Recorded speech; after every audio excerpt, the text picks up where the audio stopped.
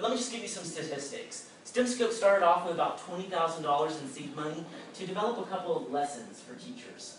It was supposed to be some substitute lessons that were supposed to go with teachers when they came to Rise to do some trainings. However, all of a sudden we started to find that there was a substantially bigger market for these lessons.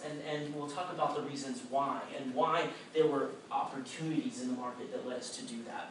But just to give you an overview, from $20,000 of seed money, we generated over $5.6 million in revenue in FY 2012, over 900,000 students being served in the program, and like Dr. McClendon said, almost close to 2 million soon, 40,000 teachers, and over 450 out of 1,200 just Texas school districts that use the program. We also have schools that use the program in Honduras, Guatemala, and even North Dakota.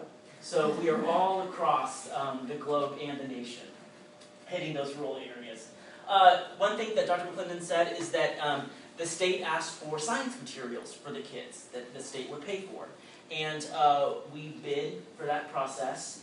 And currently we hold 40% of the market share for science curriculum. So if you think about students in Texas right now, no matter if it be in Amarillo, no matter if it be in Dallas ISD, Klein ISD, Alief ISD, any of those districts, most likely those students are learning science through our program.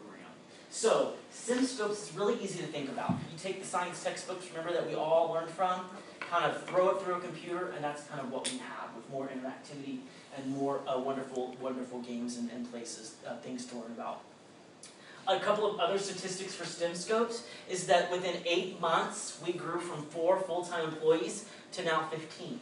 Triple growth in 8 months. So as an entrepreneur, you have to think about the rapid growth of your company or your idea and how you're going to build that.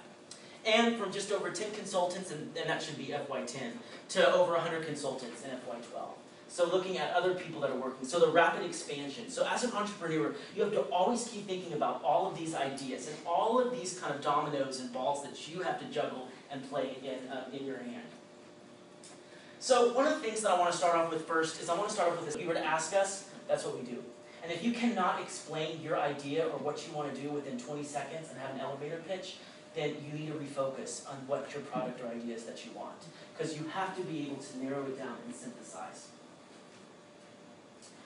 So with that, I'm just going to leave it to my team to kind of just talk about, entrepreneurship. There's a lot of things that are involved from when you go from an idea to actual product. And they're just going to talk for a couple of minutes. Any other questions as we go through? And then I have a couple of more just little, Ryan was kind enough to give me your 5 key questions of what y'all want to learn. And so I just have some more leadership learning pieces of advice that I wanted to give as well. So, Andrew, do you want to just talk a couple of minutes about what production is at STEMscopes?